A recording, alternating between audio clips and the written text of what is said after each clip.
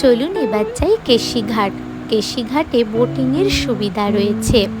Boat আপনাকে 5টা ঘাট ঘুরিয়ে দেখাবে এবং পার পারসন 100 টাকা নেবে। আমরাও সেই বোটিংয়ের আনন্দ নেবার জন্য বোটে উঠে পড়লাম, কিন্তু একটা অদ্ভুত জিনিস লক্ষ্য করলাম। শহরের যত দূষিত জল আবর্জনা সব একটা নালার মাধ্যমে যমুনা নদীতে এসে মিশেছে এবং যমুনা নদীকে দূষিত কুলুষিত করে তুলেছে। জানি না এদিকে প্রশাসনের নজর আছে কিনা।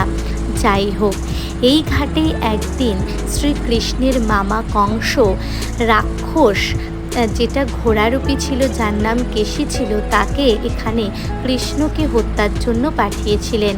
কিন্তু শ্রীকৃষ্ণ তাকে পরাস্ত করে হত্যা করে এই কেশিঘাটে স্নান করেছিলেন, আর তারপর থেকেই এই ঘাটের নাম হয় কেশিঘাট।